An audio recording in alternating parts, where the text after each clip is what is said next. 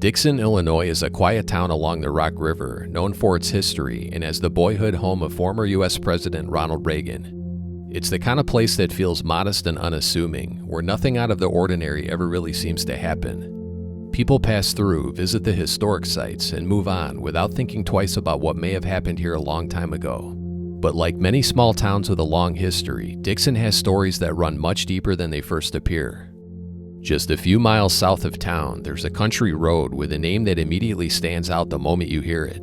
The name isn't subtle, and it isn't something you easily forget. Bloody Gulch Road sounds like the title of a horror movie or something pulled from a local legend, but in this case, the name doesn't come from folklore. It comes from the true story of a brutal murder that took place here in 1885, one that left a lasting mark on the town of Dixon. Much of the detail in this story comes from old newspaper accounts, along with research conducted by John Thiel, a relative of the victim Frank Thiel. Over the years, there have been different versions of how this case may have unfolded, but for this video, I'm following the account based on John Thiel's research, as it offers one of the most detailed and closely connected perspectives on what likely happened. On the afternoon of September 12, 1885, a 17-year-old Bible salesman named Frank Thiel disappeared in Dixon. Thiel had moved here from Elgin, Illinois, where he had previously worked in a watch factory before he started selling Bibles door to door. Now, these weren't ordinary Bibles. They were high-end, leather-bound editions that sold for between $18 and $20 each at the time, which would be around $500 in today's money. Because of their value, Bible salesmen were often known to carry large amounts of cash, making them frequent targets for robbery. When Frank Thiel arrived in Dixon, he quickly realized there was a challenge because many of the families in the area at the time were French immigrants who spoke very little English. If he wanted to sell his Bibles, he needed help communicating, and that's when he met a young man named Joseph Moss. Moss was a 21-year-old French-Canadian farmhand who had recently been laid off and was struggling financially. He lived in a boarding house in Dixon and, according to records, was already in debt and owed money to multiple people, including his landlord and Frank Thiel. He had recently purchased a Bible from Thiel but never paid for it up front, instead agreeing to pay him back later. As a result, he had already fallen into debt with him. That Bible had even been used to help cover his rent, leaving him under even more pressure. With a wedding approaching just a week away and no money for a marriage license and other expenses, he was in a difficult financial position. Despite that, the two became acquaintances fairly quickly, and Moss appeared to be the ideal person to help Thiel connect with local French-speaking families. There were no known issues between them at first, and the arrangement seemed simple. Thiel would sell the Bibles, and Moss would help him translate and guide him through the community. On the afternoon of September 12th, Frank Thiel was last seen outside his boarding house in Dixon speaking with Joseph Moss, with witnesses noting what may have been an argument between the two. Shortly after that, the pair were seen leaving town together and walking down College Avenue toward what is known today as Bloody Gulch Road. Moss was also seen carrying a wooden club, or what some described as a baluster from a staircase. It was something he had been seen carrying before, almost like a baton, but on that day it would take on a much darker meaning. According to accounts from the time, Moss may have used the promise of a potential buyer to lure Thiel out of town. He reportedly told him that a nearby farmer on the outskirts of Dixon was interested in purchasing a Bible, giving them a reason to leave the downtown area and head into the countryside, away from witnesses. It would be the last time Frank Thiel was ever seen alive. While walking along what is now Bloody Gulch Road near a ditch and culvert, the situation turned violent. Even though no one witnessed the attack, it is believed that Moss waited until Thiel was distracted and then struck him in the back of the head with the wooden club. The blow fractured his skull, but it did not kill him immediately, and what followed was a brutal and prolonged attack.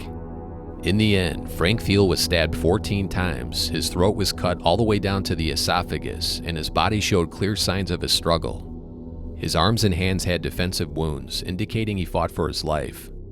And a large rock found near the scene had blood and hair on it, making it clear that it was used during the attack. His skull had been fractured in 2 places, and reports from the time described the injuries as severe enough to render the body almost unrecognizable. 2 bloody handprints were also found on nearby rocks, but with no forensic technology available at the time, they could not be analyzed. After the vicious attack was over, Thiel's battered body was dragged into a culvert at the bottom of the ditch, and later that night, the killer returned to the crime scene and attempted to bury him in a shallow grave.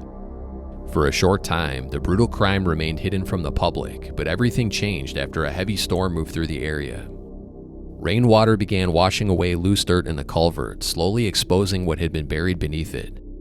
Not long after, a farmer driving cattle through the area noticed his cows becoming agitated and refusing to enter the gulch they normally pass through without hesitation. When he went to investigate, he discovered the partially exposed body of a man in the culvert. Suspicion quickly fell on Joseph Moss. He had been the last person seen with Frank Thiel, and witnesses had also seen him carrying the wooden club along the road. He was also later seen walking back to town alone. When the sheriff went to question him, Moss attempted to throw a gold watch chain into a nearby well, but the sheriff stopped him, and the chain was later identified as belonging to Frank Thiel. Newspaper accounts from the time reported that Moss was also carrying $75 in cash, which investigators believed had been taken from Thiel. A search of the gruesome crime scene uncovered additional items, including a wooden club broken in 2 pieces, a pocket knife, and a gold ring that belonged to Thiel's fiancée. The clothing Moss was wearing was also covered with stains resembling blood. Witnesses later testified that Moss had been seen walking with Thiel toward the gulch and later returning alone. And on the day after the murder, he was also seen lingering near the crime scene and attempting to hide a spade in the bushes. During his trial in 1886 in the Lee County Courthouse, Joseph Moss pleaded not guilty. The case against him was built largely on circumstantial evidence and witness testimony, placing him with Thiel shortly before the murder.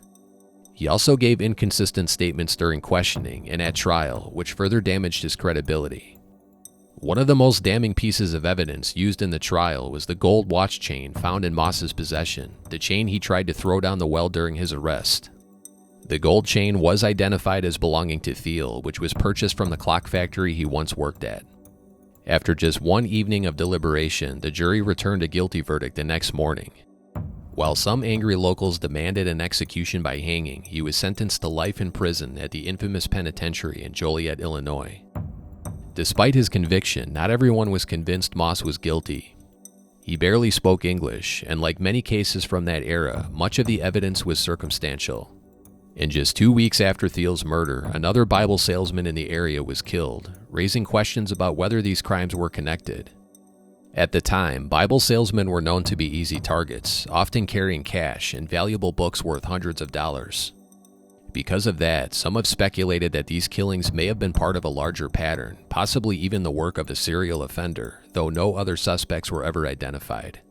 Moss maintained his innocence for the rest of his life and never confessed.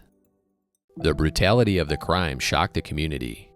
Frank Thiel was well liked by everyone who knew him, and news of his death spread quickly to Elgin, Illinois, his hometown. According to newspaper accounts, an angry mob from Elgin traveled all the way to Dixon during the trial, intending to lynch Moss, but authorities stopped it.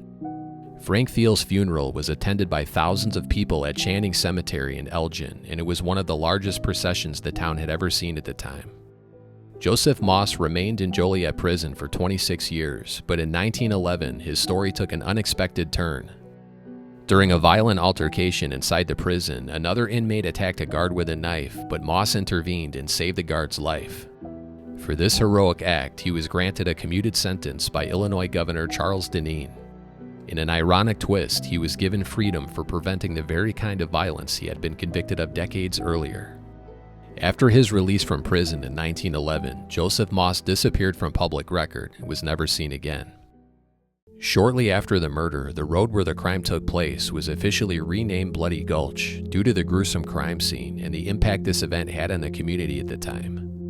Newspaper articles from the early 1900s show the name in use, and it has remained the same ever since.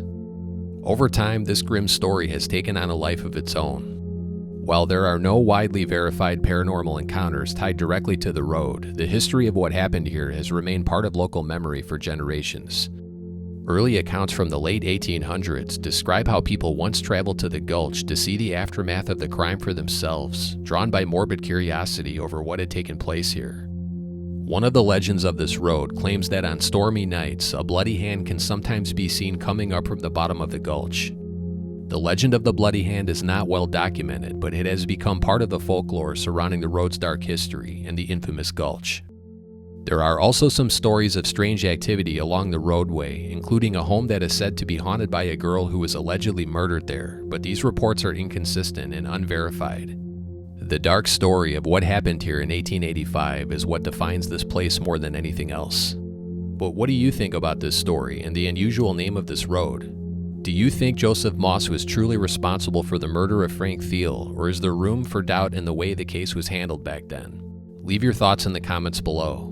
If you want to see more stories like this one, I put together a playlist with some of the darkest cases I've covered so far, so click the playlist you see on the screen. And if you enjoyed the video, give it a like and subscribe. And if you want to support the channel and get early access to my videos, check out my membership as well. Thanks for watching.